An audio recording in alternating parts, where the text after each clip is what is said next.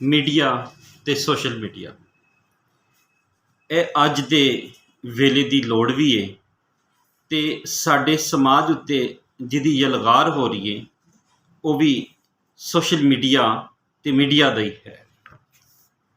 ਅੱਜ ਦੀ ਕਿਤਾਬ ਸਾਡੇ ਕੋਲ ਹੈ ਮੀਡੀਆ ਤੇ ਸੋਸ਼ਲ ਮੀਡੀਆ, ਜਮੀਲ ਅਹਿਮਦ ਪਾਲ ਹੋਰਾਂ ਦੀ ਕਿਤਾਬ।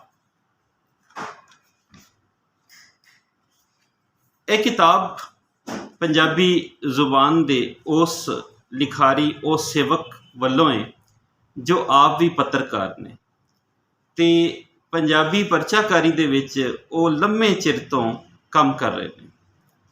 ਉਹਨਾਂ ਦੀਆਂ ਸੇਵਾਵਾਂ ਲਹਿਰਾਂ ਤੋਂ ਸ਼ੁਰੂ ਹੋ ਕੇ ਤੇ ਲੁਕਾਈ ਤੀਕਰ ਜੇ ਅਸੀਂ ਗਿਣਨ ਲੱਗੀਏ ਤੇ ਵਿੱਚ ਰਵੇਲ ਦਾ ਪੰਧ ਆਏਗਾ, ਵਿੱਚ ਸਵੇਰ ਇੰਟਰਨੈਸ਼ਨਲ ਜਿਹਨੇ ਪੰਜਾਬੀ ਨਸਰ ਨੂੰ ਲਹਿੰਦੇ ਪੰਜਾਬ ਦੇ ਵਿੱਚ ਵਧਾਉਣ ਵਿੱਚ ਬਹੁਤ ਵੱਡਾ ਕਿਰਦਾਰ ਅਦਾ ਕੀਤਾ। ਚੰਗਾ ਫਿਕਸ਼ਨ ਇੱਥੇ ਲਿਖਿਆ ਜਾਣ ਲੱਗ ਪਿਆ ਤੇ ਮੀਡੀਆ ਤੇ ਸੋਸ਼ਲ ਮੀਡੀਆ ਇਹ ਅੱਜ ਦੀ ਲੋੜ ਵੀ ਹੈ ਤੇ ਅੱਜ ਦੇ ਸਮਾਜ ਦੀ ਨੁਮਾਇੰਦਗੀ ਕਰਨ ਵਾਲੀ ਕਿਤਾਬ।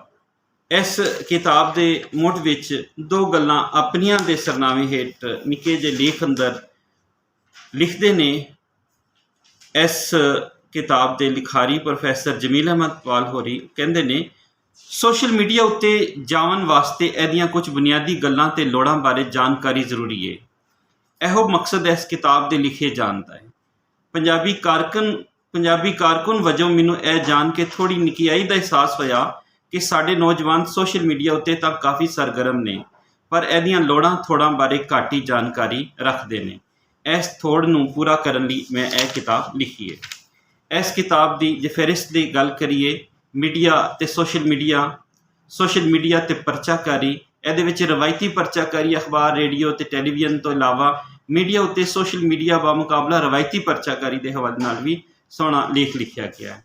ਇੰਟਰਨੈਟ ਤੇ ਕੰਪਿਊਟਰ, ਮੁਹਾਂਦਰਾ ਬਦਲ ਇਜਾਦਾਂ, ਸੋਸ਼ਲ ਮੀਡੀਆ, ਪਰਚਾਕਾਰੀ ਦਾ ਮੌਤ ਜਾਂ ਨਵਾਂ ਜਨਮ, ਸੋਸ਼ਲ ਮੀਡੀਆ ਦਾ ਨਸਾਰਾ, ਸੋਸ਼ਲ ਸਾਈਟਾਂ, ਸੋਸ਼ਲ ਮੀਡੀਆ ਦੀ ਵਰਤੋਂ ਬਾਰੇ ਕੁਝ ਅੰਕੜੇ, ਇੰਟਰਨੈਟ ਸਰਚ ਸਰਵਿਸਿਜ਼, ਪਾਲਣਕਾਰੀ, ਵੈਬਸਾਈਟ, ਡੋਮੇਨ, ਅਜੋਕੀ ਦੁਨੀਆ ਅੰਦਰ ਸੋਸ਼ਲ ਮੀਡੀਆ ਦੀ ਅਹਿਮੀਅਤ, ਸੋਸ਼ਲ ਮੀਡੀਆ ਤੇ ਤੀਜੀ ਦੁਨੀਆ, ਸੋਸ਼ਲ ਮੀਡੀਆ ਦੇ ਕੁਝ ਨਫਸੀਆਤੀ ਪੱਖ, ਸੋਸ਼ਲ ਮੀਡੀਆ ਦੇ ਕੁਝ ਸਮਾਜੀ ਪੱਖ, ਸੋਸ਼ਲ ਮੀਡੀਆ ਦਾ ਮੁਸਤਕਬਲ ਕੀ ਹੋਏਗਾ, ਬਨਾਵਟੀ ਸਿਆਣਪ ਤੇ ਆਰਟੀਫੀਸ਼ੀਅਲ ਇੰਟੈਲੀਜੈਂਸੀ ਜਿਹਨੂੰ ਆਖਿਆ ਜਾਂਦਾ ਹੈ, ਕੁਝ ਪੰਜਾਬੀ ਵੈਬਸਾਈਟਾਂ ਤੇ ਕੁਝ ਇਸਤਲਾਹਾਂ। ਇਹ ਕਿਤਾਬ ਮੀਡੀਆ ਤੇ ਸੋਸ਼ਲ ਮੀਡੀਆ ਪੰਜਾਬੀ ਮਰਕਜ਼ ਲਾਹੌਰ ਵੱਲੋਂ ਛਾਪੀ ਗਈ। ਇਹ ਪਹਿਲੀ ਵਾਰ ਮਾਰਚ 2024 ਦੇ ਵਿੱਚ ਛਪੀ। ਇਸ ਦਾ ਮੁੱਲ 250 ਰੁਪਏ ਤੇ ਇਸ ਦੇ ਕੁੱਲ ਸਫ਼ੇ 96 ਨੇ। ਇਸ ਕਿਤਾਬ ਦੇ ਵਿੱਚ ਤੰਬੀਹ ਵੀ ਕੀਤੀ ਗਈ ਹੈ ਕਿ ਇਸ ਕਿਤਾਬ ਨੂੰ PDF ਬਣਾ ਕੇ ਕਿਸੇ ਤਰ੍ਹਾਂ ਵੀ ਵਰਤਾਨਾ ਇੱਕ ਕਾਨੂੰਨੀ ਜੁਰਮ ਹੋਏਗਾ। ਇਹ ਕਿਤਾਬ ਹੈ ਮੀਡੀਆ ਤੇ ਸੋਸ਼ਲ ਮੀਡੀਆ।